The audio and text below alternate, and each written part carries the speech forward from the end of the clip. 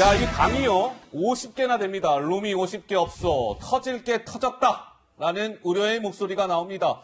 김 기자, 코로나19 관련해서요, 강남구에 있는 이곳이 지금 뚫려서 비상이라면서요? 네, 서울 강남에서는 최대 규모라고 알려진 한 유흥업소에서요. 유흥업소? 집단 감염 우려가 커지고 있는 상황입니다. 종업원 A씨가 강남 최대 규모 유흥업소 종업원인데 지난 2일에 확진 판정을 받았습니다. 그런데요? 그런데 지난달 26일 가수 윤학 씨와 만났다는 사실이 알려지면서 더더욱 논란이 되고 있는데 윤학 씨는 또 지난달 24일에 일본에서 귀국을 했고 지난 1일에 확진 판정을 받은 거죠.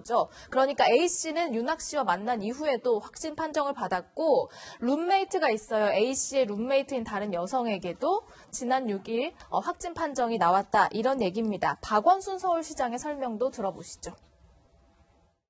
강남구 유흥업소에 대해서는 이미 유흥업소 자체는 벌써 폐쇄됐고 방역이 실시됐습니다. 그리고 접촉자 역학조사를 실시 중이고 현재까지 총 108명이 접촉된 것으로 이렇게 파악하고 있습니다. 118명은 전원 자가격리하고 전수 검사를 실시 중입니다. 현재 검사한 18명은 모두 음성으로 나와 있는 상태입니다. 네, 그러니까 이 가수 윤학을 통해서 강남구의 유흥업소의 그 종업원, 여종업원 2명이 감염이 됐고 그에 따라서 지금 추가적으로 몇 명이 감염될지 이게 이제 걱정이라는 거 아니겠어요? 이 유흥업소 이름이 저는 알지만 말씀은 드리지 않겠습니다. 그 강남의 어쨌든 가장 최대 규모의 유흥업소랍니다. 18층 건물에 지하 2개 층을 쓰는데 이 유흥업소가 농구장 3배 면적이래요. 어마어마하게 큰 업소입니다. 룸이 50여 개, 직원 수만 100여 명이랍니다.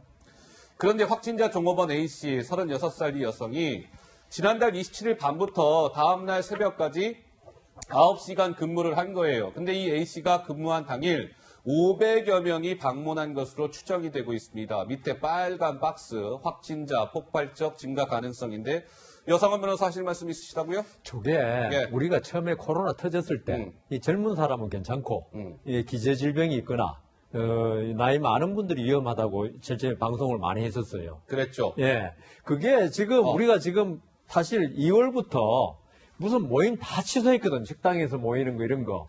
그러면은 식당에서 사실 모이는 거는 좀 떨어져서 앉고 식사하는데 이 유흥업소 노래 마이크 같은 거 다른 사람이 사용하던 거 바로 사용하거든요. 위험하죠. 그러면 그건 당연히 아니어야 되는데 네. 저는 일종의 안전불감증도 작용했다. 우리의 당연히 안 가는 거 가야 되고 지금 젊은 분들이 안심할 게 아닌 게 저 보리스 존슨 영국 총리 있죠. 그러니까 총리 정도면 얼마나 신경 많이 썼겠습니까? 그러면요. 지금 중환자실에 있어요. 그렇다면서요. 그다음 윤학 씨나 우리가 그런데 톰 행크스 62세입니다. 맞아요. 저하고 나이 같은데. 그러세요? 예, 그분이 걸렸어요. 하여튼 말씀하십시오. 그러니까 그 정도로 이게 코로나가 누구 농담으로 그러더라고요. 인류가 평등하다는 걸 보여주는 거라고. 누구나 다 걸릴 수 있고 누구나 다 아플 수 있다. 그래서 이 유흥업소 가는 것 자체 있죠. 그러니까요. 이거는 정말 안전불감증이고 지금 코로나 사태가 어떻게 될지 모르는데 어떤 자기 건강에 자신을 하는 것 같아요. 나는 안 걸릴 것이다. 그래서 이번에 이 문제는 이 유흥업소를 문을 계속 열어둔 분도 문제고 여기를 찾아가는 분도 문제고 그래서 이번에 요걸 계기로 좀 경각심을 좀 더 가져야겠다. 자, 저희가 지금 해당 유흥업소의 단면도, 이게 단면도입니까? 하여튼 굉장히 밀집돼 있다는 거예요. 굉장히 방이 오밀조밀 50여 개의 방이 있답니다. 그날 당일만 지금 500여 명이 방문한 것으로 추정이 된다는 거죠. 전문가는 이번 이 논란과 관련해서 굉장히 우려가 된다라는 목소리를 내놨는데요. 바로 이러한 지점에서 자, 전병률 전 질병관리본부장입니다. 들어보시죠. 노래를 부른다든지 밀접한 접촉을 한다든지 그런 과정을 통해서 코로나 바이러스가 훨씬 더 쉽게 전파될 수 있는 환경이기 때문에 상당히 우려가 되는 그런 상황이라고 볼 수가 있겠습니다. 제2의 신천지 상황이 될 수도 있고 아무래도 이 종업원 또 이 유흥업소를 방문한 손님들이 신분을 감추고자 하는 생각들을 갖고 있기 때문에 방역당국이 접촉자를 명확하게 파악하는 것은 상당히 어려움이 많을 것으로 생각을 합니다. 이분들이 신분을 감추고 파악이 되지 않는다면 혹시라도 모를 지역세 감염의 확산이 매우 우려가 되는 상황이라고 할 수 있겠습니다. 들으셨죠. 그러니까 이게 그 특성이 이런 거잖아요. 유흥업소기 때문에 유흥업소 왔다 간 사람들이 자기의 동선이나 이런 거를 신분을 있는 그대로 밝히지 않을 가능성이 있다는 거예요. 유흥업소가 뭐 이렇게 좋은 곳은 아니니까. 근데 그런 우려를 전병률 전 본부장이 이야기한 것이고, 박원순 서울시장 뭔가 고강도의 카드를 꺼내 들었습니다. 오늘부터 영업 중인 룸사롱, 클럽, 콜라텍, 422군데의 유흥업소에 대해서 19일까지 영업하지 마세요. 영업 금지 명령을 내렸습니다. 너무 늦었네요. 예, 너무 늦었습니까? 예. 빨리 했었어야 되는 겁니까? 아니, 요새 지금 우리 그 건물 지하에 있는 체육관, 그것도 19일까지 전부 다 폐쇄됐습니다. 예. 더 접촉이 밀접할 수 있는 유흥업소를 지금까지 놔뒀다는 게 저는 이해가 안 가는데요. 네, 너무 늦은 조치다. 예? 오히려. 예. 네, 알겠습니다.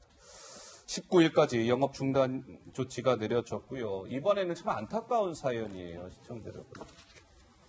코로나19로 인해서 어제 서울에서 첫 확진자가 아닌 사망자가 나왔는데 사연이 참 슬픕니다. 마음이 아픕니다.